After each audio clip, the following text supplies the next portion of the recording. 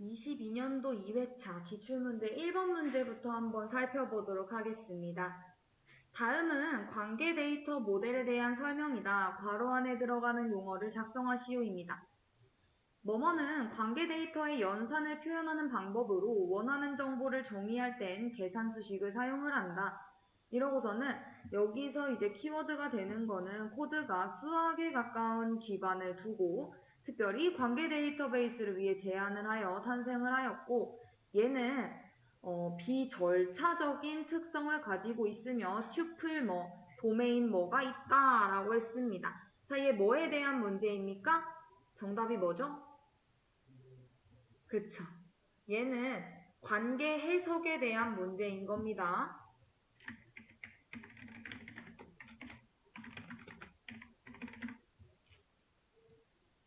자, 관계 해석이라고 하는 거를 어떻게 아셨어요?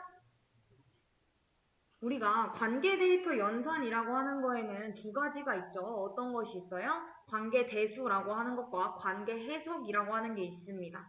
자, 그리고 관계 대수하고 관계 해석 문제는 꾸준히 가끔씩 이렇게 한 번씩 출제가 계속 되고 있어요. 그렇기 때문에 언제든지 얘는 나올 수 있다라고 생각을 하시고 철저히 공부를 해 두셔야 될 것 같은데요. 자, 관계 대수는 어떤 특징이 있죠? 수학적 기호와 연산자를 사용을 하며 관계에 대한 지리를 수행하기 위한 언어인 거고 관계 해석이라고 하는 거는 수학적인 식과 논리 기호를 사용을 하는 우리 관계에 대한 지리를 수행하기 위한 언어인 거는 맞는데 관계 대수는 이제 절차적 언어라는 형식을 갖고 있고 관계 해석은 비절차적 언어라는 특징이 있습니다. 자, 그래서 표현하는 방법도 관계 대수는 쿼리 기반이며 관계 해석은 서술 기반이라는 것까지 알아두셔야겠죠. 그래서 관계 대수는 그 데이터의 구조와 연산에 집중을 하며 관계 해석은 그 데이터의 내용과 속성에 집중을 하는구나. 자, 그래서 관계 대수에는 일반 집합 연산자라고 하는 것과 순수관계 연산자라고 하는 게 있었다라는 것까지 이제 알아두시면 좋을 것 같습니다. 자, 그래서 여기에는 튜플 관계 해석이라고 하는 것과 도메인 관계 해석이라고 하는 게 있고 딱 알아두셔야 될 거는 뭐다? 관계 해석은 서술 기반의 비절차적인 언어 그리고 수학적인 식, 논리적인 기호 사용 요 정도까지 알아두시면 될 것 같습니다. 자, 그 다음 2번 문제 한번 살펴보도록 하겠습니다. 다음은 대칭키 알고리즘에 대한 설명이다. 해당 설명에 맞는 용어를 작성하시오입니다. 자, 첫 번째 거를 봤더니 얘는 키워드가 뭐예요? PS, 그리고 IPS, 그리고 얘는 블록 암호화 알고리즘이라고 하는 것과 현재 이제 국제 데이터 암호화 알고리즘으로 사용이 되고 있는데 82비트 블록을 128비트의 키를 이용을 해가지고 8개의 라운드로 구성되어 있는 거. 자, 얘 뭐예요? 뭐에 대한 설명이죠? 그쵸.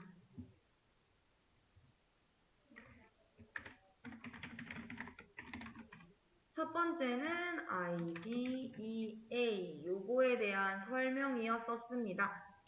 자, 두 번째 문제를 살펴보게 되면은 얘는 NSA에서 개발한 클리퍼 칩에 내장된 얘도 역시 블록 암호화 알고리즘이래요. 근데 여기서의 키워드는 뭐예요? 전화기와 같은 음성을 암호화하는 데 주로 사용이 된다라는 거. 64비트 입출력에 80비트의 키, 총 32라운드를 가진다라는 거. 자, 그래서 여러분들이 이제 약간 그림을 그리실 수 있어야 됩니다. 알고리즘에 관련된 문제가 계속해서 출제가 되고 있잖아요. 자, 근데 여기 지금 2번 문제 같은 경우에는 블록 암호화 알고리즘에 대한 문제였었고, 자, 1번이 이제 IDA, 그리고 2번은 뭐예요? 스킵잭에 대한 설명이었죠. 자, 블록 암호화는 고정된 크기의 블록 단위로 암호화를 하고 복호화를 수행을 하는 대칭키 암호화 알고리즘이라는 거 알고 계시죠? 자, 그리고 여러분들이 이제 알아두셔야 되는 건 뭐예요? 암호화 알고리즘의 종류를 조금 알고 계셔야 되는데 그거를 어떻게 구분을 하실 수 있어야 돼요? 얘가 양방향인지 단방향인지, 얘가 대칭 키인지 비대칭 키인지, 그리고 그 대칭 키의 블럭인지 스트림인지, 그리고 비대칭 키라고 한다면은 소인수 분해인지 이산대수인지 타원곡선인지 이런 것들로 해가지고 외워두셔야겠죠. 자, 그래서 한번 정리를 해보면은, 자, 첫 번째 암호화라고 한다라고 하면은 어떻게 나누어질 수 있어요? 얘는 양방향이냐 단방향이냐 요걸로 나누어질 수 있겠죠. 이 암호화가 큰 틀로 나뉘게 된다면은 양방향인지 단방향인지로 나누어지게 될 거고, 얘가 양방향이다 이러면 어떻게 나누어질 수 있는 거예요? 대칭 키냐 아니면은 비대칭 키냐 이렇게 나누어지겠죠. 자, 근데 얘가 이제 단방향이에요. 단방향이라는 건 뭐만 올 수 있어요, 이제? 해시 함수다라는 건 거죠. 해시 알고리즘. 자, 그리고 이 대칭 키에는 또 어떻게 나눠져요? 블럭 암호화 방식이냐, 아니면은 스트림 암호화 방식이냐, 이렇게 나누어지고. 비대칭 키다라고 하면은 얘가 소인수분해 이용한 거냐, 아니면 이산대수 이용한 거냐, 아니면 타원곡선 이용한 거냐, 이렇게 나누어지겠죠. 자, 그리고 만약에 이제 해시다라고 하면은 알아둬야 되는 거는 우리 시험 문제에 출제됐었던 거 위주로 외워야겠죠. 시험 문제에는 MD5라고 하는 게 출제가 됐었습니다. 자, 그러면은 이 블럭 암호화에는 대표적인 친구가 뭐가 있어요? 우리 어제 공부했었던 DES라고 하는 것과 그리고 AES 이런 것들이 있고, 스트림 암호화 방식에는 시험 문제에는 안 나오기는 했는데 RC4 아니면은 뭐 OPT 이런 것들이 있죠. 자, 그리고 소인수 분해는 여러분들도 잘 아시는 RSA라고 하는 거, 그리고 이산대수는 잘 나오지는 않는데 DSA, 그리고 타원곡선은 ECC. 자, 그래서 요 정도 이렇게 키워드 매칭 해가지고 이 암호화에는 양방향, 단방향으로 나눠질 수 있고, 그래, 양방향에는 대칭키, 비대칭키가 있는데 그 대칭키에는 블럭 암호화하고 스트림 암호화 방식으로 나눠지게 되고, 그 블럭 암호화 방식에는 대표적으로 DES라고 하는 것과 AES라고 하는 게 있네. 오케이. 그러고 스트림에는 RC4라고 하는 것과 OPT라고 하는 게 있고, 비대칭키에는 소인수분해하는 방식, 이산대수하는 방식, 타원곡선을 이용하는 방식들이 있는데, 소인수분해에는 그래, 맞아, RSA라고 하는 게 있고, 이산대수에는 DSA, 타원곡선에는 ECC 이런 것들이 있구나. 이 정도까지 알아두셔야 된다라는 거. 그리고 그 추가적인 것들은 이제 여러분들이 잘 키워드로 이렇게 해서 매칭을 시켜야겠죠. 자, 그래서 이렇게 알아두시고, 또 이것뿐만 아니라 또 알아두셔야 되는 게 뭐가 있어요? 대칭키 방식과 비대칭키 방식에 대한 그 용어 자체도 시험 문제로 출제가 될 수 있으니까 개념 자체를 알아두셔야겠죠. 대칭키는 송수신자가 같은 키를 가지고서는 암호화, 복호화를 하는 거. 비대칭키는 수신자가 공개키, 저장소에 이제 등록한 키를 송신자가 이제 이용을 해가지고 암호화 해가지고 수신자한테 전송하는 방식. 즉, 그 암호문을 수신자의 개인 키로 복호화시키는 거. 키가 다른 거. 자, 그리고 이제 또 알아두셔야 하는 게, 이제 해시라고 하는 게 단방향인 이유는 고정된 길이의 해시 값으로 암호화를 하면은 그 해시 값을 복호화하는 게 굉장히 어렵기 때문에 단방향이다 라는 건 거죠. 자, 그리고 우리 시험 문제에 출제됐었던 IDA라던가 스킵잭이라고 하는 거의 키워드는 뭐다? IDA는 여기 나온 것처럼 84비트 평문을 이제 8라운드를 거쳐가지고 64비트의 암호문을 생성을 한다라는 거. 그리고 128비트의 키를 이용을 한다. 자, 그리고 스킵잭 같은 경우에는 이제 전통적인 대칭키 알고리즘인 건데 키워드는 전화기와 같이 음성을 암호화하는데 주로 사용이 된다라는 거. 그래서 84비트, 80비트 키 그리고 총 32라운드를 가지고 있다라는 특징 기억해 두시고 기출문제가 계속 응용되는 경우들이 있으니까 그 특징에 맞게 잘 알아두시기를 바라겠습니다. 자, 그 다음에 이제 3번 문제 한번 풀어볼까요? H회사의 전체 제품 단가보다 큰 제품을 출력을 하고자 한대요. 괄호 안에 들어갈 알맞은 용어를 작성하시오입니다. 자, 제품이라고 하는 테이블이 이렇게 있고 요 쿼리를 실행을 할 예정인 건데 어떻게 해서 출력이 됐으면 좋겠대요? H회사의 전체 제품 단가보다 큰 제품을 출력을 하고자 한대요. 즉 H라고 하는 게 요거 제품이 있는 건데 이 제품의 단가인 3,000 전체 단가니까 3,000보다 커야 된다라는 건 거잖아요. 자, 그거를 구하려면 어떻게 구해야 돼요? 여기 괄호 안에 뭐가 들어가 줘야 되는 건 거죠? 그쵸. 올이라고 하는 연산자가 들어가 줘야 되는 건 거죠.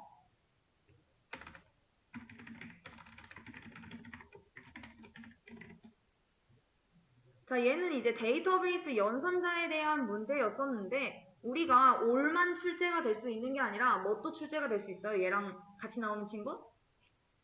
N이라고 하는 게 같이 출제가 될 수 있죠.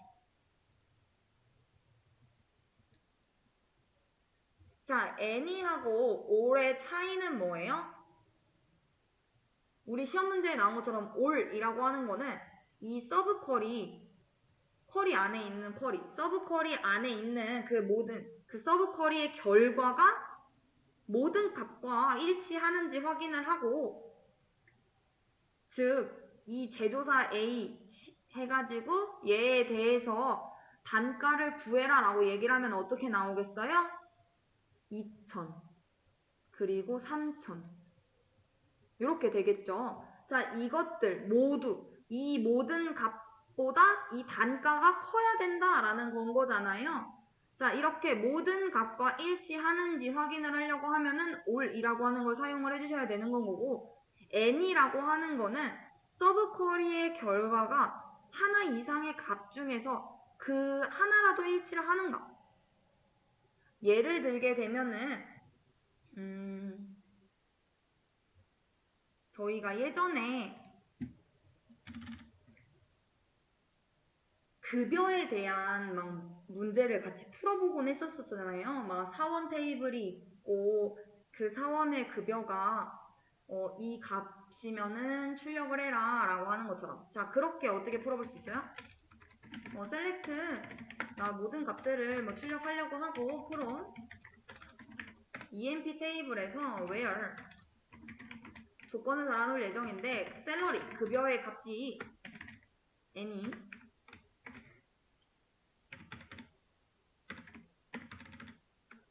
자 1000, 2000이라고 달아놨습니다. 자, 이건 무슨 말인 거예요?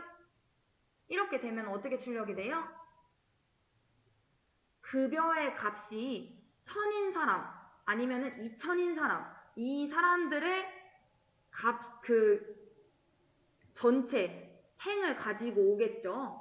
이해되실까요? 그래서 n이라고 하는 거는 그 결과가 하나 이상의 이렇게는 안 쓰고 이렇게 쓰죠. 이렇게 되면 결국에는 그냥 2000보다 큰 사람이 되는 거니까 이렇게 샐러리가 1000 또는 2000인 사람 샐러리가 1000 아니면 샐러리가 2000 요 결과에 맞는 사람과 이제 일치를 하는가 확인을 하는 요런 게 이제 요 n이를 이용을 한 거고 n이라고 하는 것과 올이라고 하는 거를 잘 알아두시기를 바라겠습니다. 자, 그래서 웬만하면은 그 all이라고 하는 거는 그 작성된 것들 중에서 최대값보다 큰 데이터들을 조회를 한다라는 거, 이 정도. 그래서 서브 쿼리의 결과를 조건 비교하는 연산자 all이라고 하는 것과 n이라고 하는 거, 오케이, 이렇게 알아두시면 될 것 같습니다. 이 3번 문제에서 all이 쓰인 이유는 뭐다? 전체 제품의 단가보다 비싼 큰 제품을 출력하고자 한다라고 했으니까 이 H사의 단가 중에서 가장 큰 최대값인 3,000보다 더 큰 단가를 가진 요 C, 아이스크림이라고 하는 것과 B, 초콜릿이라고 하는 요 튜플이 출력이 되겠죠. 자, 그래서 all하고 any의 활용법 잘 알아두시기를 바라겠습니다. 자, 그리고 4번 문제 한번 풀어보도록 하겠습니다. 다음 SQL 결과에 알맞은 답을 작성을 하시오입니다. 자, 이거 집계함수 count 아니 너? 아니면은 너 in 연산자 뭔지 알아? 라고 해서 질문하는 요 문제인 거죠. 자, 그래서 요 주어진 SQL 문을 이렇게 살펴보게 되면은 얘 어때요? 요 테이블이라고 하는 테이블에서 홀 1이라고 하는 게 어떤 값이면? 2 또는 3이래요. 자, 2 또는 3인 거 어디 있어요? 요 1번하고 2번이 되겠죠. 홀이 1이 2 또는 3인 거. 자, 그리고 또는 뭐래요? 홀 2가 3 또는 5인 거래. 봤더니 3 또는 5인 거. 3, 4, 5번이네요. 자, 우리 또는으로 묶이니까 이거 다네요. 우리 전체에 해당이 되죠. 자, 그랬을 때 이제 select 뭘 조회를 하면 되는데 뭘 출력하면 되는데 라고 해서 봤더니 count call to라고 해놨어요. call to에 관련된 게 그 속성이 출력이 됐으면 좋겠어 라고 했으니까 봤더니 call to에 요 사람은 없어. 인덱스 1번인 사람은 없네. 자, 그러니까 우리 하나, 둘, 셋, 네 개. 네 개가 출력이 될 거야, 튜플이. 그렇기 때문에 이거 숫자 알려달라고 한 거니까 뭐라고 쓰시면 돼요? 4라고 쓰시면 되겠죠. 그래서 여러분들이 꼭 알아두셔야 한다라는 거. 카운트 함수에서 주의하셔야 되는 거는 인자가 여기가 컬럼명이다 라고 하면은 어떻게 한다? 너를 포함하지 않는다 라는 거를 알아두셔야 되고, 만약에 요 전체를 구하는 요 별기호다 라고 하면은 널도 포함을 한다 라는 거, 개수에. 자, 그래서 요거 꼭 카운트 함수 할 때 알아두시기를 바라겠습니다. 왜냐면은 카운트라고 하는 게 자주 출제가 되고 in이라고 하는 연산자도 자주 출제가 되고, 또 한 가지 더 나오는 게 이제 디스틴트죠. 이렇게 세 가지가 제일 자주 나오고 있어요, SQL 부문에서. 그래서 요 세 가지는 문제 봤을 때 문제 없이 푸실 수 있어야 한다라는 거. 자, 그리고 다음 문제 한번 살펴보도록 하겠습니다. 다음은 네트워크에 관련한 내용이다. 괄호 안에 들어갈 알맞은 답을 쓰시오입니다. 뭐뭐는 인터넷을 통해 디바이스 간의 사설 네트워크 연결을 생성하며 퍼블릭 네트워크를 통해 데이터를 안전하게 익명으로 전송하는 데 사용이 된다. 또한 사용자 IP 주소를 마스킹하고 데이터를 암호화하여 수신 권한이 없는 사람이 읽을 수 없도록 한다라는 겁니다. 자, 이거 뭐에 대한 설명이에요? 네트워크 보안 솔루션 중에서? 그쵸, VPN에 대한 설명인 거죠.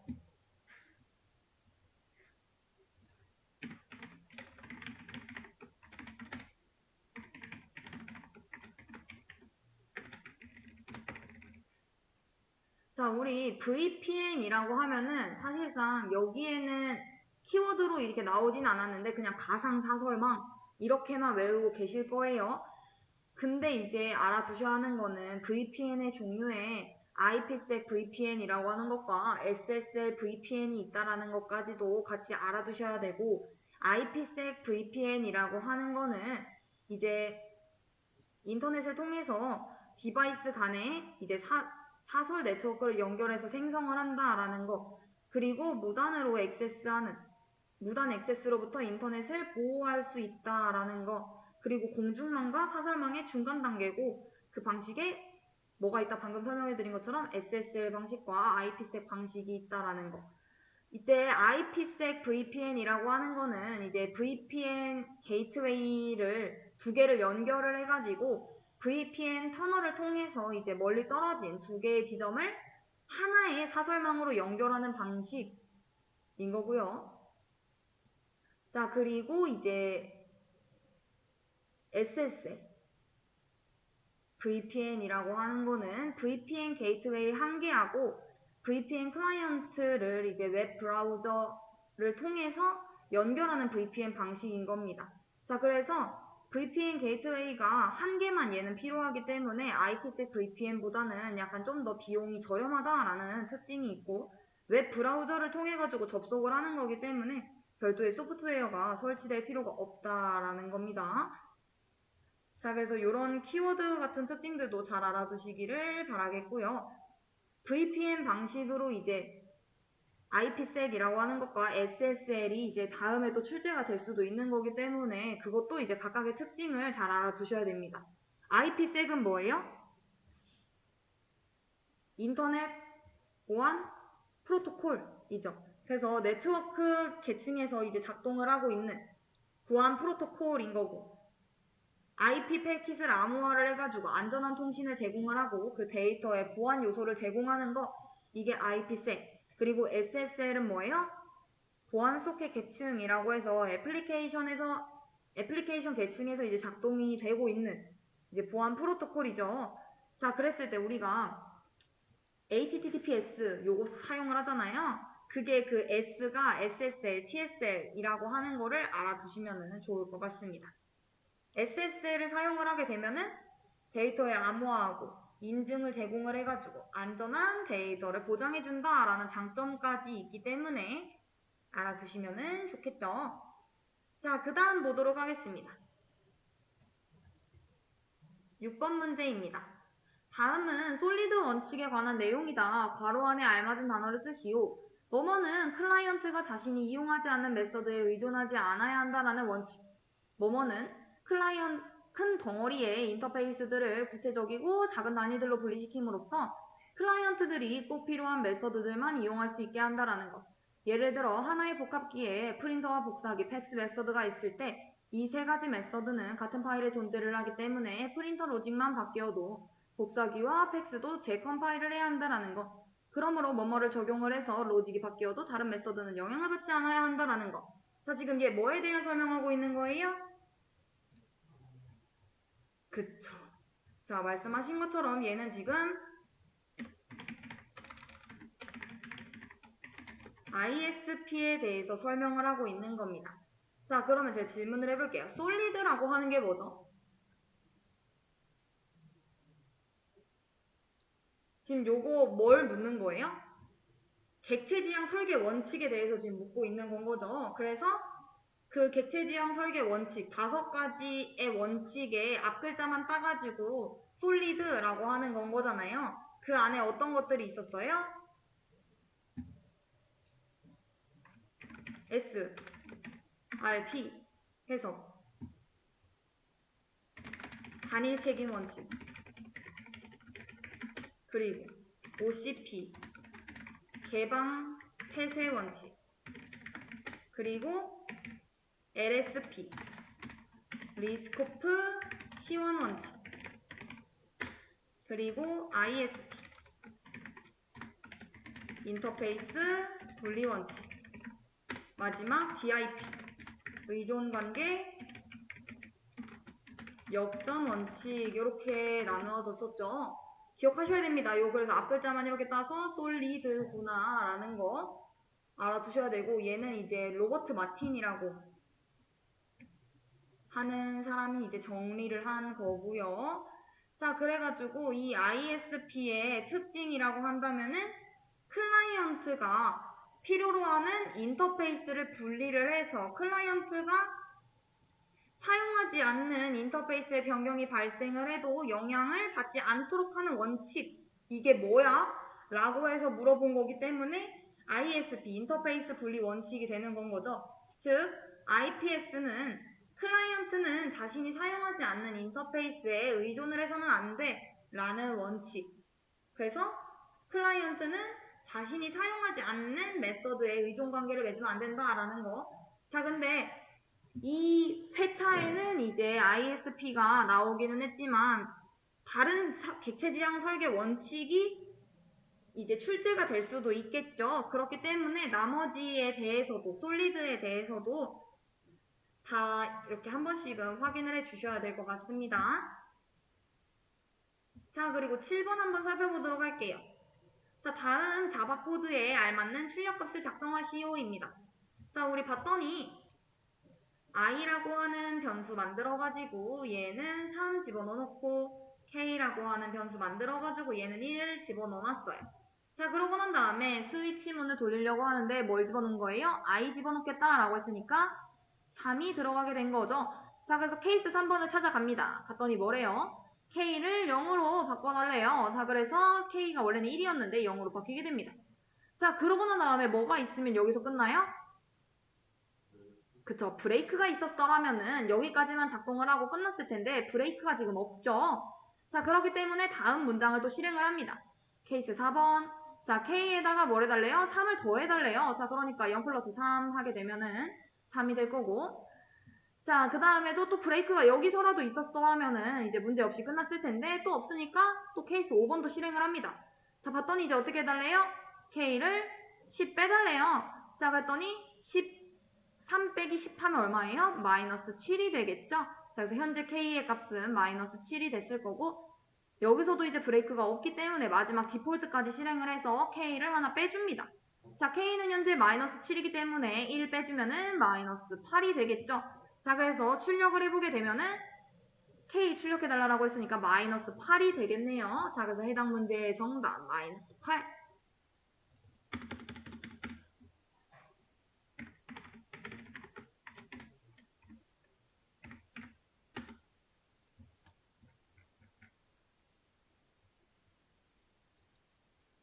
자, 다음 8번 문제 한번 살펴보도록 하겠습니다. 다음 소스 코드에 대한 출력값을 작성하시오입니다.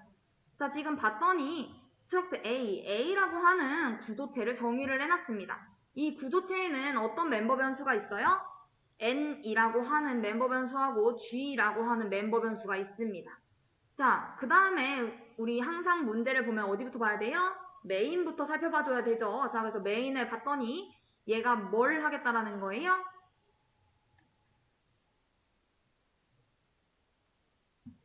지금 이거 문제가 좀 잘못되긴 했네요. 얘 구조체를 만들어 놓고서는 이렇게 작성을 하고 있어서 이거 그냥 이 스트럭트 A라고 하는 걸로 해가지고 문제를 잠깐 정정할게요. 요거 대신에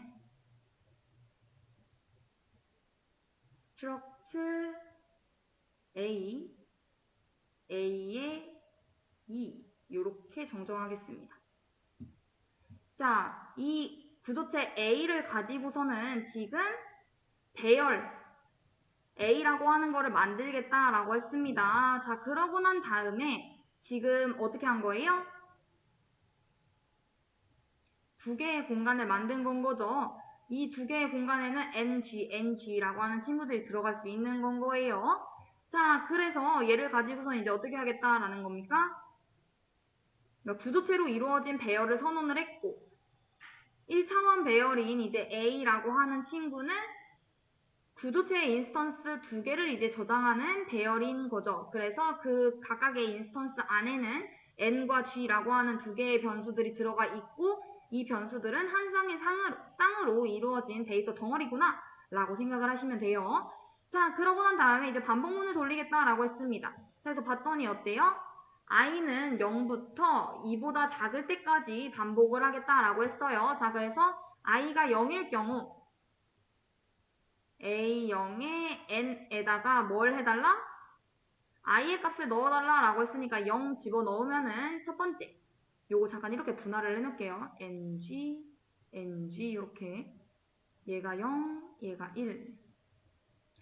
자, N은 지금 0이 됐고 자, 그리고 A에 0의 G라고 하는 거에다가 이제 뭐 넣어달래요? I 값 더하기 1 해달라고 했으니까 I 값 지금 0이죠. 0 플러스 1 하게 되면은 1. 자, 그래서 여기에는 1이 들어가겠죠. 자, 그러고 난 다음에 i를 하나 증가를 시켜달래요. 현재 i 값은 1이 된 거고 1은 2보다 작다. 참이니까 얘를 또 실행을 합니다. a1.n에 i 값을 집어넣어 달라고 했으니까 현재 i 값 얼마예요? 1이죠. 자, 그러니까 1 들어가고 자, 그러고 난 다음에 a에 1에 g 라고 하는 멤버 변수에다가는 뭘 집어넣어 달래요? i 플러스 1 해달라고 했으니까 1 더하기 1 하면은 2가 되겠죠? 자, 그래서 여기에는 2가 들어가게 됩니다. 자, 그러고 난 다음에 이제 출력을 하겠대요. 뭘 출력을 할 거야? 라고 해서 봤더니 자, 지금 a. 이제 a의 0번째에 n을 출력을 하겠다라고 했으니까 얘인 거죠, 얘. 0번째에 n이니까. 자, 그래서 여기는 0이 되게 되고 자, 이 코드 지금 A 배열에 이제 1번 요소에 G라고 하는 멤버 변수 값을 가져와 줘 라고 얘기를 했으니까 얘는 얼마예요? 2가 되겠죠? 자, 그래서 0 플러스 2 하게 되면 얼마가 된다? 2가 된다. 자, 따라서 출력되는 값은 얼마다? 2다 라는 거.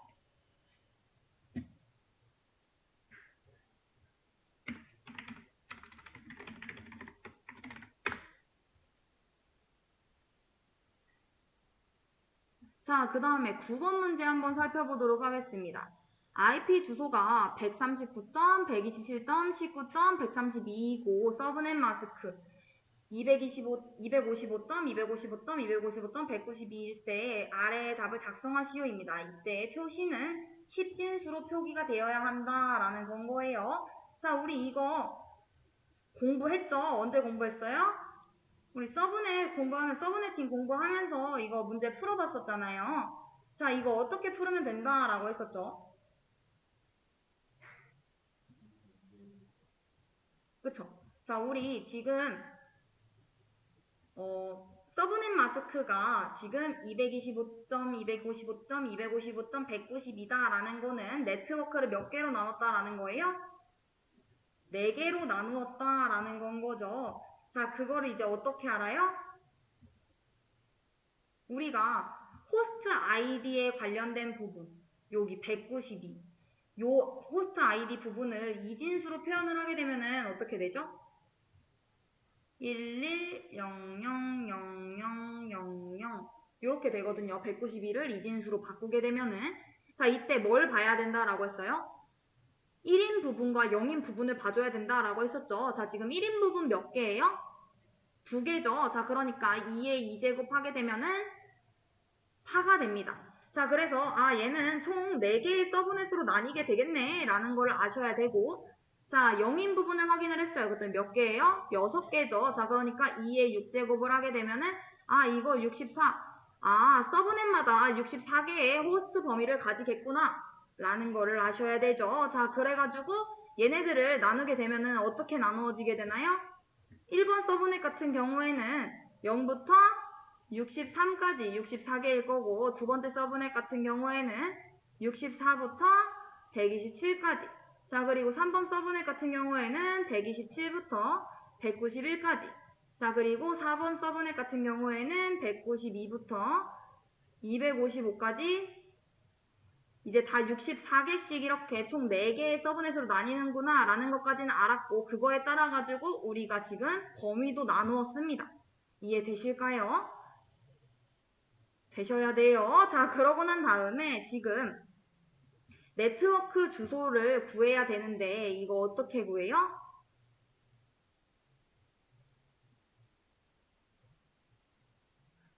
네트워크 주소.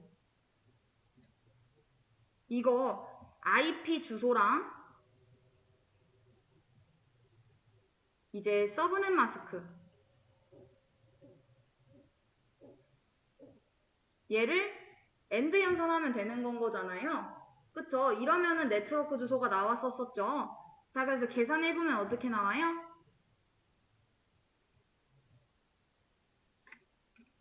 자, 우선 IP 주소 139.127.19.132 이거 이진수로 바꾸면은 1101111 점 그리고 00001101 그리고 111 0, 1, 0, 1, 0. 아이고. 1, 0, 1, 0, 1, 0. 자, 그리고 1, 0, 0, 0, 0, 1, 0, 0. 이렇게 되거든요. 자, 그리고 서브넷 마스크 같은 경우에 2호니까 1, 1, 1, 1, 1.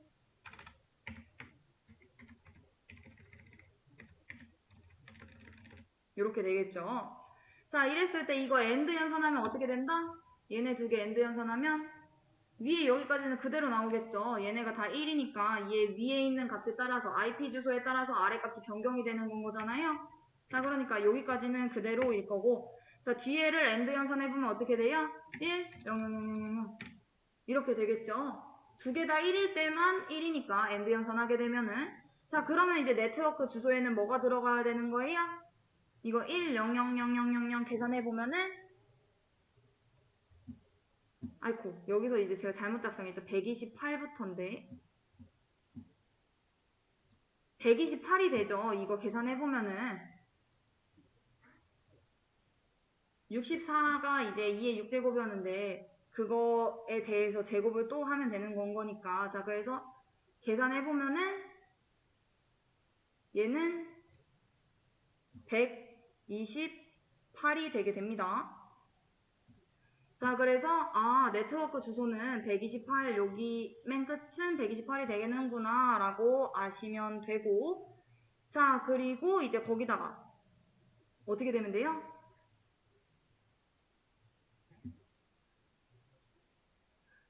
해당 네트워크 주소와 브로드캐스트 주소를 제외한 호스트 개수라고 했잖아요. 우리 맨 앞에 있는 친구가 네트워크 주소고 맨 뒤에 있는 친구가 뭐라고 했어요? 브로드캐스트 주소라고 얘기를 했었죠. 자, 그러니까 뭐뭐뭐.128 그리고 뭐뭐뭐.191 요거를 제외를 한 나머지 호스트 개수는 몇 개인 거예요? 64개에서 2개를 빼게 되면은 얼마죠? 62개죠. 자, 그렇기 때문에 두 번째 이제 문제는 62가 되게 됩니다.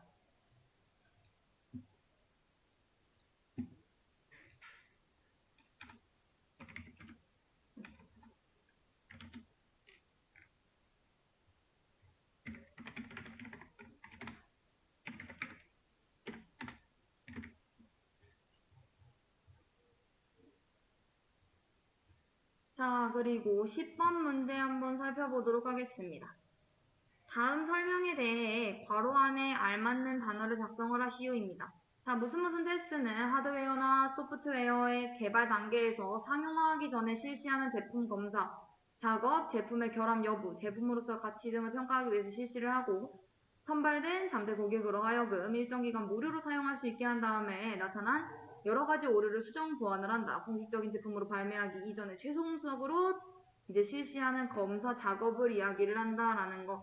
자, 이거 뭐에 대한 설명이에요?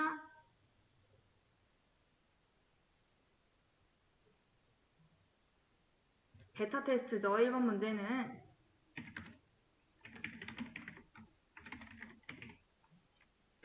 자, 그리고 두 번째는 새로운 제품 개발 과정에서 이루어지는 첫 번째 테스트로 시제품이 운영되는 동안의 신제품 연구 결과와 이제 개발 과정 단계에서 초기 작동의 결과를 평가하는 수단이며 개발회사 내부에서 이루어지는 테스트로서 단위 테스트, 구성 테스트, 시스템 테스트를 포함을 한다라고 했습니다. 자, 얘는 이제 뭐예요? 그쵸, 알파 테스트인 거죠.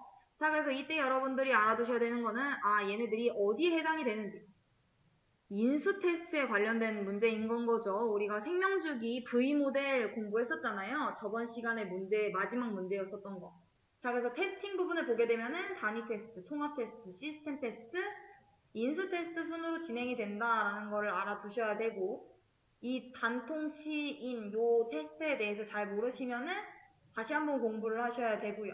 자, 그리고 그 인수 테스트 안에서는 인수 테스트라고 하는 거는 이제 최종적으로 인수받기 전에 그 요구사항에 맞게 잘 충족이 돼서 잘 개발이 됐는가 그걸 중점에 두고 테스트를 하는 건데 그 테스트 중에서는 알파 테스트, 베타 테스트가 중요하고 이제 폐쇄적이고 회사 내에서 이제 직원들이 진행을 하는 그런 것들이 이제 알파 테스트, 베타 테스트는 공개 모집해가지고 일반 사용자들이 본인 사용 환경에서 정상 작동하는지 오류 없는지 테스트하는 게 이제 베타 테스트.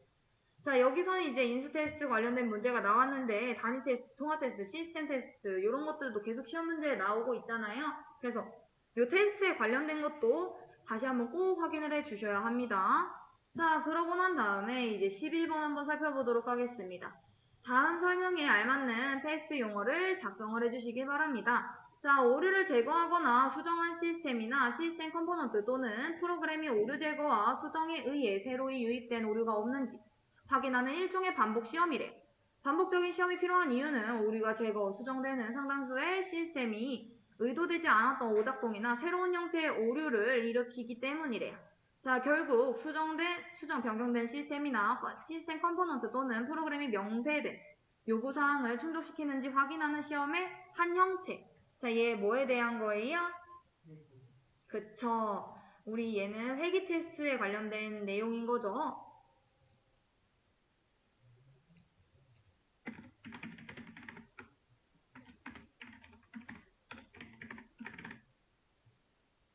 자, 얘는 지금 뭐에 대해서 물은 거냐? 애플리케이션 테스트 관리, 이제 소프트웨어 테스트 유형에 대해서 묻게 된 거죠. 자, 우리가 요걸 알아둬야 돼요. 테스트를 분류를 할 때는 몇 가지로 분리가 됩니까? 네 가지로 분리가 되죠. 실행을 하냐, 실행을 하지 않냐, 아니면 동적 테스트 분석 대상이냐, 아니냐. 자, 그리고 사용 목적이 어떻게 되느냐, 그리고 관점이 어떻게 되냐, 시각이 어떻게 되느냐라는 건 거죠. 자, 그래서 실행 여부에 따라서는 어떻게 나뉘어요? 실행하지 않는다 이러면은 정적 테스트인 거고, 얘를 실행을 해가지고 테스트를 진행한다 라고 하면 동적 테스트. 자, 그리고 그 동적 테스트의 분석 대상이 이제 내부 소스 이제 로직 기반이냐 외부 구형 기능 기반이냐 라고 해서 화이트박스 테스트와 블랙박스 테스트로 나뉘게 되죠. 자, 그리고 관점에 따라서 시각에 따라서도 나뉘게 되는데 개발자 시각으로 이제 테스트하는 게 검증 테스트인 거고, 사용자 시각으로 이제 테스트하는 게 확인 테스트였었죠. 자, 그리고 사용 목적에 따라서 어떤 것들이 있어요? 우리 회기 테스트, 수정 영향 받냐 안 받냐 이건 거고, 병행 테스트, 그리고 구조 테스트, 성능 테스트, 강도 테스트, 안전 테스트, 회복 테스트 요런 것들이 있었죠. 자, 그래서 이 사용 목적에 따른 것들도 잘 알아두시기를 바라겠습니다. 이 회기 테스트는 언제 사용이 된다? 소프트웨어 기능이 변경되었거나 아니면 환경 설정이 이제 변경되었을 때 이제 실시를 한다라는 것까지 알아두시면 좋을 것 같습니다. 회기 테스트 같은 경우에는 이제 기존 테스트 케이스를 시스템에 수정사항이 발생이 됐다라고 하면 반복적으로 테스트를 하기 때문에 회기 테스트는 오류가 제거되고 수정되는 그 상당수의 시스템이 의도치 않은 오류를 발생하는 경우가 많기 때문에 반드시 필요하다라는 거. 자, 그래서 방금 전에 설명드린 것처럼 그 테스트의 종류, 요 분류되는 것들, 그 네 가지로 분리되는 것도 알아두셔야 되고, 그 네 가지의 세부적인 것들까지 다 알아두셔야 된다. 왜? 시험에 자꾸 나오니까. 자, 그리고 12번 한번 살펴보도록 하겠습니다. 다음 테이블에서 요 파이, TTL이라고 하는 테이블에 이제 인플로이에 대한 연산 결과값을 이제 작성을 하시오입니다. 자, 얘 뭐예요? 데이터베이스 이제 관계대수 연산자에 관련된 지금 문제인 건 거죠. 우리가 아까 전에 관계대수, 관계해석에 대해서 봤는데 관계대수에는 어떻게 나누어진다라고 했어요? 일반 집합 연산자라고 하는 것과 순수관계 연산자라고 하는 걸로 나누어진다라고 했었죠. 자, 일반 집합 연산자에는 어떤 것들이 있어요? 합집합, 교집합, 차집합, 그리고 카티션 프로덕트 이런 것들이 있었고, 순수관계 연산자에는 우리 셀렉트, 프로젝트, 조인, 그리고 디비전 이런 것들이 있었죠. 자, 지금 묻는 거는 뭐에 대해서 묻는 거예요? 얘 기호 보니까 요 파이 기호 있는 거 보니까 프로젝트에 대해서 지금 설명하고 있는 건 거죠. 자, 얘 어떻게 끊어오는 거예요? 수직으로 해가지고 연산해 오는 건 거잖아요. 자, 얘 인플로이 테이블에서 지금 뭐 가지고 오겠다? TTL 거 지금 가지고 오겠다라고 얘기를 하는 건 거죠. 그쵸? 이 문제를 지금 해석을 하면 어떻게 된다라는 거예요? employee table에서 지금 TTL이라고 하는 속성만 선택을 해가지고 너가 출력을 해 라는 건 거죠. 자, 그럼 어떻게 잘라오시면 돼요? 이렇게 그냥 띡 부어가지고 여러분들이 출력하신다라고 하면은 TTL 부장 대리 과장 차장 요렇게 요 속성에 맞게 잘라가지고 가지고 와주셔야 되는 게 정답이었었습니다. 이해되실까요?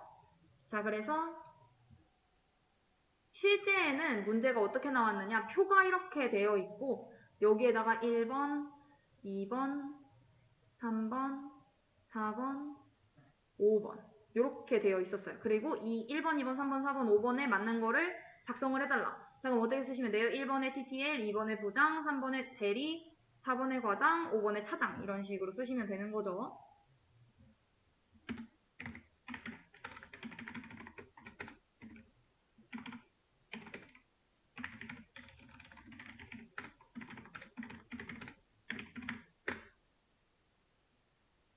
자, 그리고 13번 문제 한번 살펴보도록 하겠습니다. 다음은 파이썬 코드이다. 알맞는 출력값을 작성하시오입니다.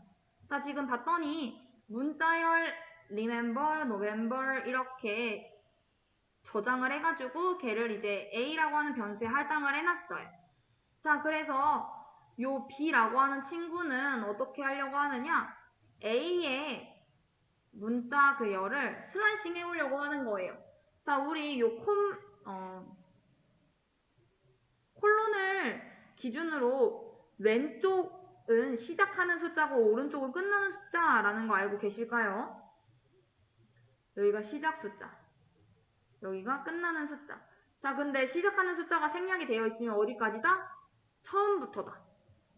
자, 그러면은 여기 요 리멤버부터 여기 R부터 시작을 해줘야겠죠. 자, 그러면은 A의 첫 3개의 문자 0부터 3이라고 했는데 요 친구들도 인덱스 번호가 0, 1, 2, 3, 4, 5, 6, 7 띄어쓰기도 포함이 되거든요. 8, 9, 10, 11, 12, 13, 14, 15, 16 이렇게 해서 R까지가 16이에요. 자, 이랬을 때 지금 0부터 어디까지 끊어오면 돼요? 종료 숫자 마이너스 1이니까 0, 1, 2를 끊어오면 되겠죠. 자, 그래서 요 앞에 있는 거는 R, E, M 이렇게 될 거고, 자, 그 다음 봤더니 그 다음 더해주면 되는데 뭘 더해주면 되는데 라고 해서 봤더니 12번부터 16번 빼기 1인 이제 그 앞에까지겠죠. 15번까지. 자, 그래서 12번이 지금 2네요.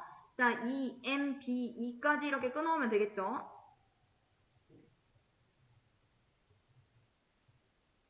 자, 여기까지가 이제 B인 겁니다.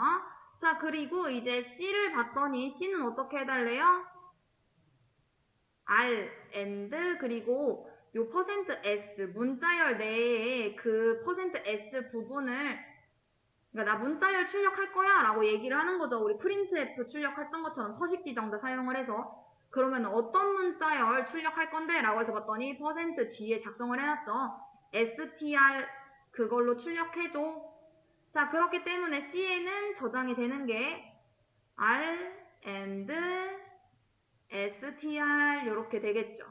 자, 그래서 마지막 봤더니 프린트 B 플러스 C를 해라 라고 해서 봤더니 B 더하기 C 하라고. 자, 그럼 B에다가 이제 C 더해주면 어떻게 나와요? remember and str 이렇게 출력이 되겠죠.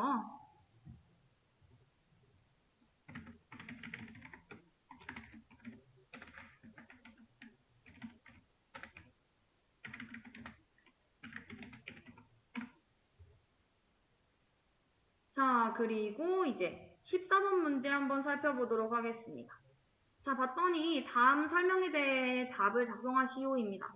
자, 라우터로 상호 접속이 되어 있는 이제 여러 개의 네트워크 집합으로 도메인 혹은 자율 시스템이라고 한다. 같은 도메인 내에 존재하는 라우터는 도메인 내부 라우터가 되고 도메인 외부에 존재하는 라우터는 도메인 외부 라우터가 되는데 여기서 도메인 내부 경로 설정을 이야기를 한다. 자, 얘 지금 뭐에 대한 설명하고 있는 겁니까?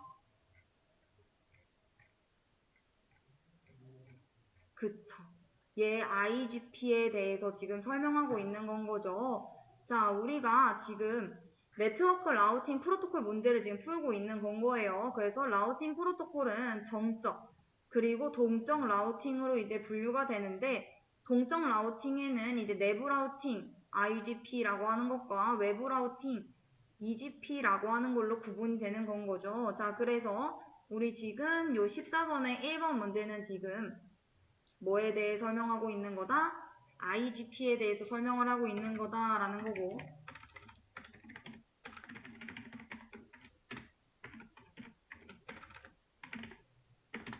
자, 2번을 봤습니다. 봤더니 얘는 시스템 사이의 경로 설정 등을 교환하기 위해 사용하는 프로토콜로서 다른 도메인 사이에 이제 라우팅 시 정리된 관계가 거의 없고 많은 경우에 신용도가 낮아.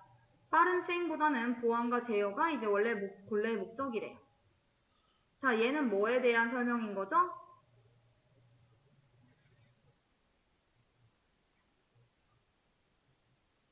다른 AS 간의 라우팅 정보를 교환하기 위한 친구, 얘 EGP에 대한 설명인 겁니다. 2번은. 자, 그리고 3번 한번 살펴보도록 하겠습니다. IP 라우팅 프로토콜의 한 종류로서 립보다 규모가 큰 네트워크에서도 사용을 할 수가 있다. 규모가 큰 네트워크에서 규모가 크고 복잡한 TCP/IP 네트워크에서 립의 단점을 개선한 라우팅 프로토콜로서 립에 비해 자세한 제어가 가능하고 이제 관리 정보의 트래픽도 줄일 수 있다라는 거. 자, 얘 뭐에 대한 설명이에요? 그쵸. OSPF. 자, 그리고 마지막 4번. 서로 다른 자율 시스템의 라우터 간의 라우팅 정보를 교환하는 데 사용이 되는 외부 게이트웨이 프로토콜이다. 각 목적지에 대한 전체 경로가 포함이 되며 다른 시스템과 교환하는 네트워크 도달 가능성 정보의 데이터베이스를 유지를 한다. 네트워크 도달 가능성 정보를 사용을 해서 AS 이제 연결 그래프를 구성을 하며 이를 통해 라우팅 루프를 제거를 하고 AS 수준에서 정책 결정을 실행을 할 수가 있다라는 거. 얘 뭐에 대한 설명입니까? 그쵸. BGP에 대한 설명인 거죠. 자, 그래서 BGP는 AS 간의 경로 선택 및 광범위를 위한 정책 기반 라우팅을 지원을 한다라는 거. 자, 그리고 우리 만약 립에 대한 설명이 나왔다라고 하면은 사실 막 15홉의 홉수의 제한이 있고 소규모 네트워크에 쓰인다라는 이런 키워드들이 같이 나와 있을 겁니다. 자, 이어서 나가보기 전에 이제 질문을 주신 게 있어서 하나만 해결을 해보도록 하겠습니다. 아까 전에 9번 문제에서 제가 이진수를 좀 다르게 작성을 했다라고 하셔가지고 확인을 해봤더니 제가 이 숫자를 제대로 확인을 못했더라고요. 그래도 이 132하고 192는 정확하게 계산을 했었던 부분이기 때문에 따로 차이는 없었고요. 다른 이제 139라던가 127, 19 요런 그 숫자들만 변경을 해가지고 제가 다시 이진수로 변환을 해놨습니다.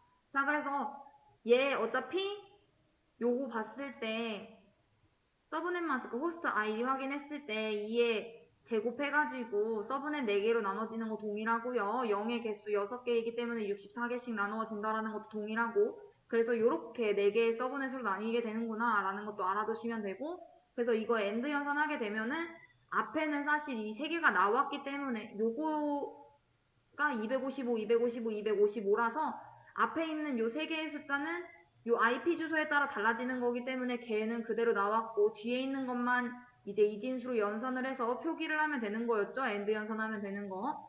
자, 그래서 얘는 엔드 연산 그대로인 거기 때문에 128이 맞고요. 그래서 128 그리고 마지막 브로드캐스트가 191 그래서 이거 두 개 주소 빼면은 64 빼기 2에서 62 그래서 62까지는 정답은 맞습니다.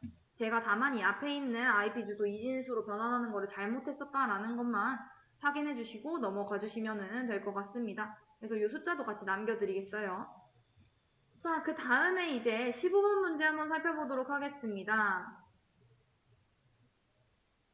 자, 다음 시언어에서 출력에 대한 알맞은 답을 작성하시오입니다. 자, 그래서 얘 봤더니 지금 뭐예요?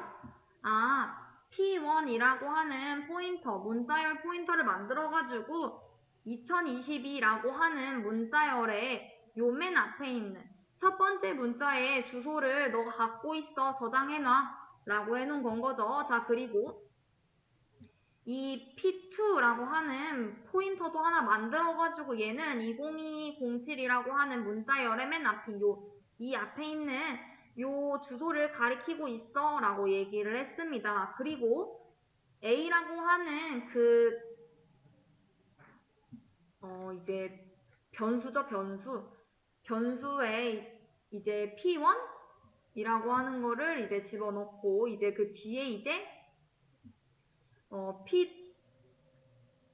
int b라고 하는 거에다가 p2를 이제 집어넣으려고 하고 그 다음에 이제 요 길이를 해달라라고 얘기를 한 건데 요거에 대해서 지금 이제 의문을 가지시는 게 지금 또 얘가 지금 주소인 거잖아요. 주소값 저장이 안 되는데 어떻게 이제 저장이 되느냐. 그렇기 때문에 그냥 요거를 어떻게 생각하시면 되냐. 그냥 여기 P1, P2로 그냥 생각을 해주시면 될 것 같아요. 요렇게 하시지 말고 그냥 렌의 P1, 렌의 P2 요렇게 그냥 그렇게 이해를 해주세요. 자, 그러고 난 다음에 지금 어떤 거를 이제 확인해 주시면 되느냐. 밑에 있는 그 반복문을 확인을 해 주시면 되겠죠. 자, 얘가 지금 렌의 P1이라고 하는 애를 받아가지고 이제 가려고 하는 건 건데 이 렌이라고 하는 함수를 지금 호출을 한 거잖아요. 자, 그래서 그 함수를 따라갑니다. 자, 따라갔더니 얘는 이제 주소 값을 하나 받을 수 있게끔 이제 공간이 마련이 되어 있고, 자, 그리고 r이라고 하는 그 변수도 하나 만들어가지고 이제 0이라고 저장을 해놨습니다. 값을 초기화해 놓은 건 거죠. 자, 그러고 난 다음에 이 p가 가리키고 있는 값이 널문자가 아니면은 널문자가 아닐 경우에는 이 반복문을 수행을 하라 라고 얘기를 했어요. 자, 그러면은 우리 처음에 지금 저장이 된 친구가 P1에는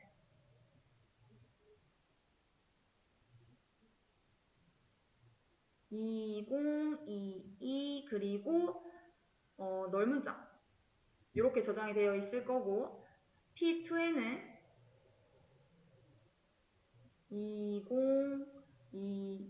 202207 그리고 널문자 이렇게 저장이 되어 있을 거예요.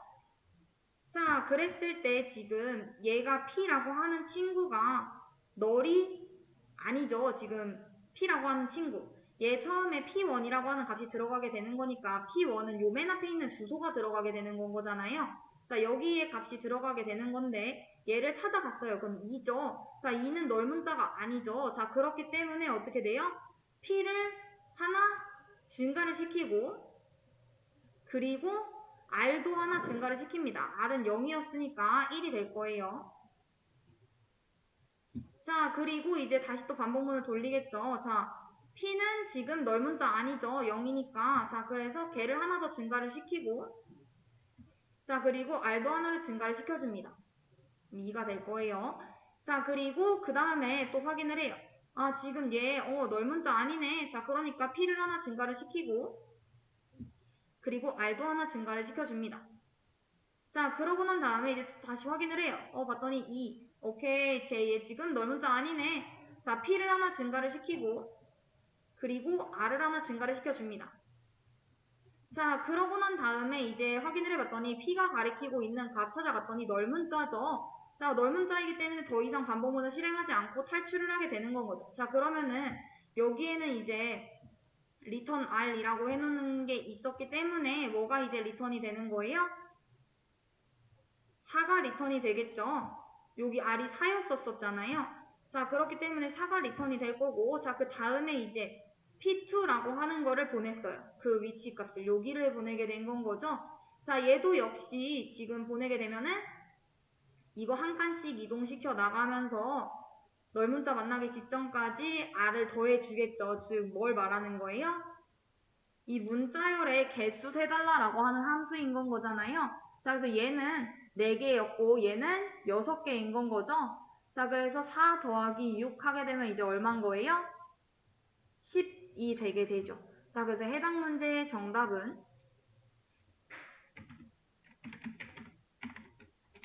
10입니다. 10. 자, 그리고 16번 한번 살펴보도록 하겠습니다. 자, 16번을 봤더니 다음 C 언어 코드에서 알맞는 출력값을 작성을 하시오예요. 자, 우리 항상 뭐부터 확인을 해줘야 되죠? 메인부터 확인을 해줘야 되죠. 자, 그래서 봤더니 자, 먼저 정수 지금 A라고 하는 배열을 만들어가지고 그 값을 0, 2, 4, 8로 초기화를 해줬습니다. 자, 그리고 정수 배열 B라고 하는 거를 선언을 했지만 얘는 따로 초기화는 해주지 않았었습니다. 자, 그래서 얘는 초기값이 없어도 지금 미정의 상태인 거예요. 자, 그리고 얘 i는 1, sum은 0, 그리고 p1이라고 하는 이제 포인터를 하나 만들어 놓고 얘는 따로 뭐 초기화를 시켜주지는 않았습니다. 자, 그러고 난 다음에 이제 반복문을 돌릴 예정인 건 거죠. 자, 반복문 지금 초기값 얼마예요? i는 여기서 1이라고 했으니까 i 현재 1인 건 거죠. 자, 그리고 i가 4보다 작을 경우 실행을 해라 라고 했으니까 1은 4보다 작다 참이니까 실행을 하고 p1에다가 이제 뭘 집어넣겠대요? a 플러스 i만큼을 하겠대요. 자, 이때 말하는 a는 뭔 거예요? 요 배열의 포인터 주소값을 이야기를 하는 건 거죠. 즉, 요 0이 담겨져 있는 a라고 하는 배열이 이렇게 있을 때 요 0번째 주소값이 요 a라고 하는 배열의 이름과 동일하게 해서 포인터 변수로 작성이 되는 건 거잖아요. 여기 주소. 자, 그래서 여기에다가 i의 값을 더해달래요. 자, 그럼 어떻게 돼요? 요렇게 되죠. 자, 그리고 즉 얘는 뭐랑 같다? a의 1번째 주소와 같다. 현재 지금 p1에는. 자, 그리고 지금 i 빼기 1을 해달래요. i 현재 지금 얼마예요? 1이죠. 자, 1 빼기 1 하게 되면은 b의 0은 뭐 해달라라는 거예요? p의 1이 가리키고 있는 거를 찾아가래요. 자, p의 1은 뭐예요? a의 1의 주소인 거죠. 자, a1의 주소를 찾아가지고 갔어요. 자, 그럼 뭐예요? 2죠, 2. a1 요거 지금 p1은 요거와 같다라고 했으니까 여기에다 별표 붙여주면은 얘네 두 개 상쇄돼서 a1인 거잖아요. 자, a1은 지금 2인 거기 때문에 얘는 지금 2 빼기 뭐를 한다? i 현재 1이죠. 1 빼기 1 하면은 0이고 a의 0. 0이네요. 자, 그래서 2 빼기 0 하게 되면은 2. 자, b의 0에는 이제 뭐가 저장이 되는 건 거예요? 2가 저장이 되게 되는 건 거죠. 자, 그러고 난 다음에 이제 썸의 값을 봤더니 썸 플러스 이제 b의 i 빼기 1이라고 했으니까 1 빼기 1 하면은 0이 될 거고 b의 0은 2라고 했으니까 2 더하기 b의 a의 이제 i 1인 건 거죠. a의 1은 얼마예요? 2죠. 자, 그래서 썸은 지금 0이니까 0 더하기 2 더하기 2로 이제 업데이트가 되면은 현재 썸은 이제 얼마가 된다? 4가 된다라는 거. 자, 그러고 난 다음에 이제 두 번째 반복을 진행을 하겠죠. 어떻게 돼요? i가 하나 증가가 될 거고. 자, 그러고 난 다음에 이제 p1에다가 a 플러스 i 한다라고 했으니까 얘는 이제 뭐랑 똑같게 된 거예요? a의 2의 주소하고 똑같게 된 거죠. 자, 그러고 난 다음에 얘 지금 i 빼기 1 했으니까 2 빼기 1 하면은 1 될 거고 b1은 어떻게 계산하면 됩니까? p1이 가리키고 있는 거 이거 a2의 값 확인해 보면은 4죠. 자, 그래서 4 빼기 요거 i 빼기 1 하게 되면은 얘는 2 빼기 1 하면은 1이죠. 자, 그래서 2.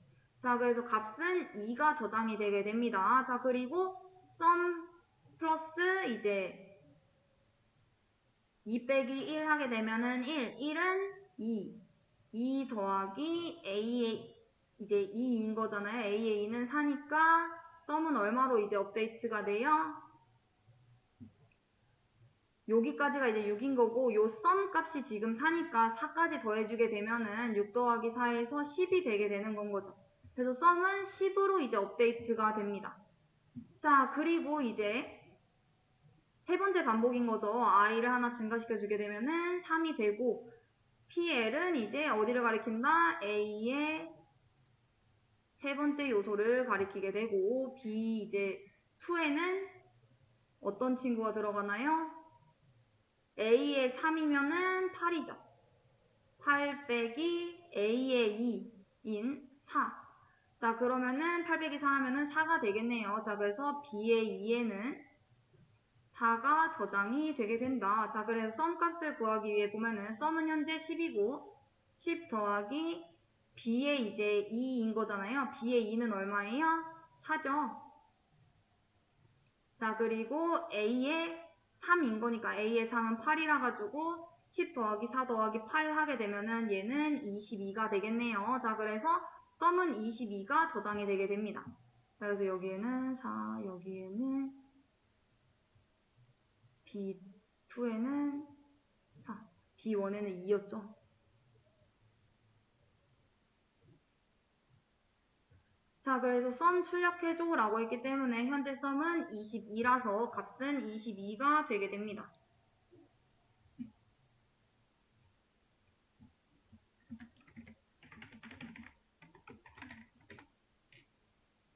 사가 안 되는 이유는 왜 안 돼요? i 하나 증가시키게 되면은 i가 4가 되고 4는 4보다 작다. 이거 거짓이기 때문에. 자, 그리고 17번 문제 한번 풀어보도록 하겠습니다. 다음 자바 코드에서 알맞은 출력값을 작성하시오입니다. 자, 지금 여기 우리 메인부터 항상 살펴봐줘야 되니까 요 메인부터 보겠습니다. 자, 봤더니 지금 conv obj라고 하는 이제 conv라고 하는 클래스의 인스턴스로 해가지고 지금 멤버 변수 obj라고 하는 친구를 만들었고, 그 친구 이제 객체를 이제 만들게 된 거죠. 자, conv라고 하는 클래스에 지금 뭘 호출을 하고 있는 건 거예요? 생성자를 호출을 하고 있다라는 거. 왜? 이 클래스 이름하고 지금 동일하잖아요. 그쵸? 자, 그래서 얘 생성자 지금 호출하고 있고 생성자한테 3이라고 하는 인자값을 전달을 하고 있구나 라는 걸 알아두셔야 되고, 자, 그러면은 요 A라고 하는 그 공간 변수에 3이 저장이 되게 되겠죠. 자, 그러고 난 다음에 이제 thisA.A 클래스명과 이제 그 obj라고 하는 친구가 갖고 있는 그 멤버 변수에다가 이제 A라고 하는 값을 집어넣어줘 라고 한 건 거죠. 자, 그래서 지금 현재 obj의 A에는 뭐가 지금 저장이 되어 있는 건 거예요? A, 멤버 변수 A에 3이 이제 할당이 되어 있는 겁니다. 자, 그러고 난 다음에 이제 다시 메인 메서드로 돌아오게 되죠. 자, 그러고 난 다음에 obj A에다가 이제 뭘 저장을 해달래요? 우리가 3으로 초기화한 obj 객체의 멤버 변수 A를 3에서 5로 이제 변경을 해달래요. 자, 그래서 5로 값을 저장을 했고, 이전의 값 3은 이제 딱히 상관이 없게 되었습니다.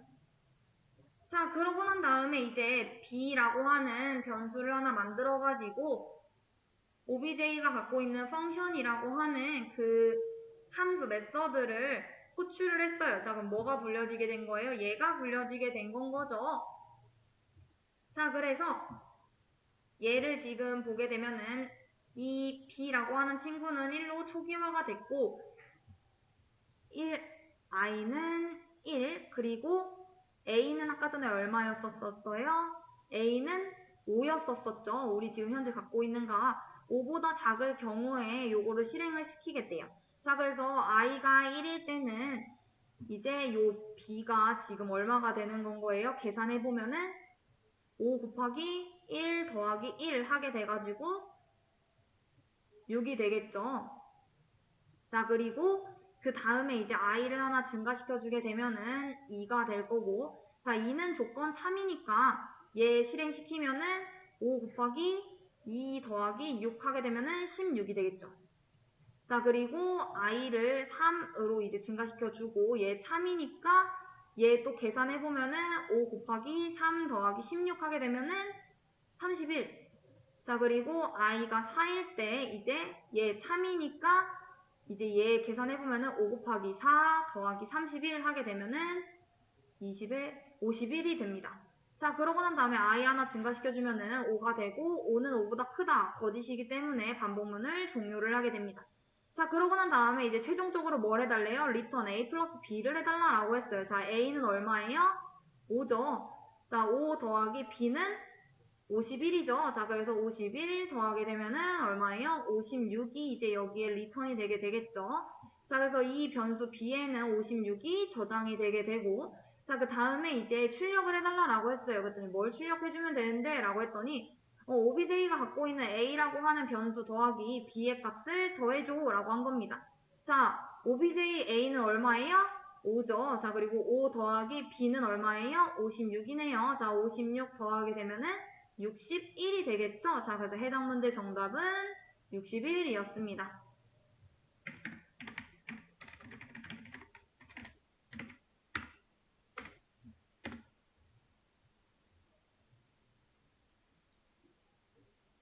자, 그러고 난 다음에 이제 18번 문제 한번 풀어보도록 하겠습니다. 자, 다음은 함수 종속성에 대한 설명이다. 해당 문제에 대한 알맞는 답을 작성하시오입니다. 자, 성적은 학생 학과에 대해서 무슨 함수적 종속이다. 자, 그리고 성적은 학과만 알아도 식별이 가능하기 때문에 이제 이 경우에는 성적 속성은 기본키에 무슨 이제 함수 종속이다. 자, 릴레이션에서 x, y, z라는 세 개의 속성이 있을 때 x, y, y, z라는 종속 관계가 있을 경우에 이제 x, y, x, z가 성립이 될 경우 얘는 이제 이행적 함수 종속이라는 거죠. 자, 이랬을 때 저 위에 있는 괄호를 이제 채워야 됩니다. 자, 어떤 함수적 종속인 거죠? 자, 지금 정규와 있는 함수 종속에 대해서 지금 묻고 있는 건 거잖아요.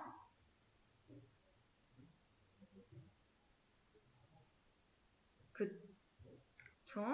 자, 지금 첫 번째 보게 되면은 학생과 학과에 대해서 지금 학생과 학과가 있을 때 성적이라고 하는 거는 두 개 다 알아야지만 이제 알 수 있는 건 거잖아요. 두 개의 속성이 모두 필요하게 된 건 거죠.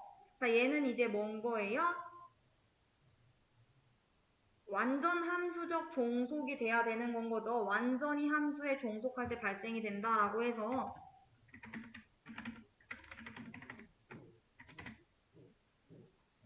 완전 함수적 완전이라고 써도 되고 여기서 이제 제가 영문 표기라고 따로 쓰지 않았기 때문에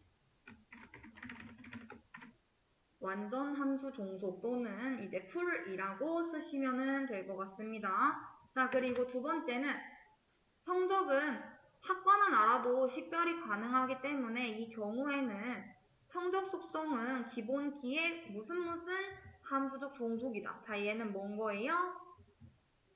부분 함수적 종속인 건 거죠.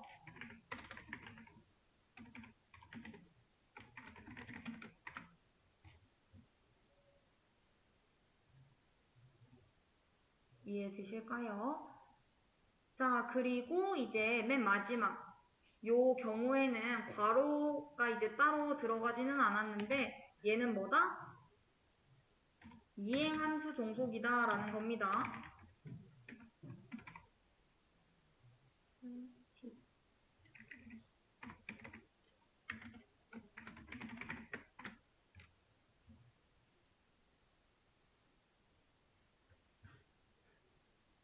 자, 그리고 19번 한번 살펴보도록 하겠습니다. 인터넷에서 웹서버와 사용자의 인터넷 브라우저 사이에 문서를 전송하기 위해 사용되는 통신 규약을 이야기를 한다. 인터넷에서 하이퍼텍스트 문서를 교환하기 위해 사용이 되는 통신 규약.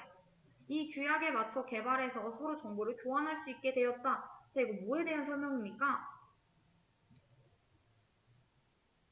지금 얘는 우리 응용계층 프로토콜에 관련된 문제를 지금 내고 있는 건 거잖아요.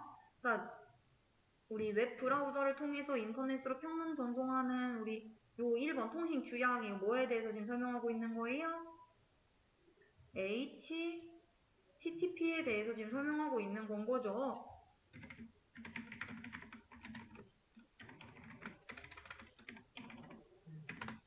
자, 그리고 두 번째. 문자, 그래픽, 음성 및 영상을 하나의 영상, 거미집과 같이 서로 연결시켜서 제시된 순서에 관계없이 이용자가 관련된 정보를 검색할 수 있도록 하는 정보 제공 방법이다라는 겁니다. 즉, 한 페이지에서 링크된 순서에 상관없이 사용자들이 원하는 정보를 클릭함으로써 원하는 정보에 쉽게 접근하는 방식을 이야기를 한다.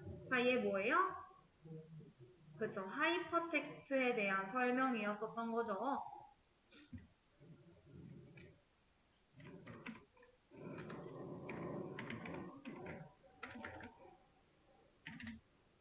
자, 그리고 마지막 3번 문제.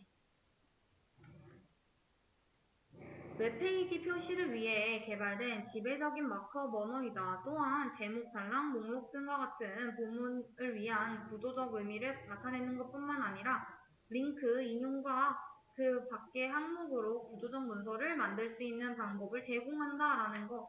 자, 이거 뭐예요? 그쵸. HTML에 대한 설명이었었던 거죠. 자, 그래서 여러분들은 요 키워드들 잘 알아두셔야 됩니다. 뭐다? HTTP는 웹브라우저를 통해 인터넷으로 평문 통신을 수행할 수 있는 프로토콜.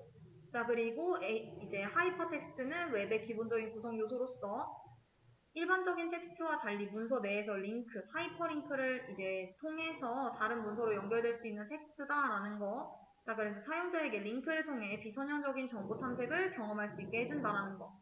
HTML이라고 하는 거는 운영체제 상관없이 브라우저에서 실행이 되는 웹 브라우저를 이제 웹 문서를 작성하기 위해 사용이 되는 표준화된 마크업 언어이다 라는 것까지 알아두시면 되고, 그 외에도 이제 XML, JSON 뭐 이런 것들 더 알아두시면 좋겠죠. URL, URI 이런 것들. 자, 그리고 맨 마지막 한번 문제 살펴보도록 하겠습니다. 다음 모듈 F에 대해서 펜인과 펜아웃을 작성하시오입니다. 자, 우리 펜인은 뭐라고 했었죠? 나를 기준으로 들어오고 있는 화살표가 펜인, 그리고 나를 기준으로 나가고 있는 화살표가 펜아웃이라고 얘기를 했었죠. 요 F, 나를 기준으로 들어오고 있는 화살표 몇 개예요? 하나, 둘, 셋. 총 3개죠. 자, 그렇기 때문에 펜인은 얼마다? 3이다 라는 거. 자, 그리고 나를 기준으로 나가고 있는 화살표가 펜아웃이다 라고 했는데 지금 몇 개 나가고 있어요? 하나, 둘 나가고 있죠. 자, 그렇기 때문에 펜아웃은 2가 됩니다. 자, 그래서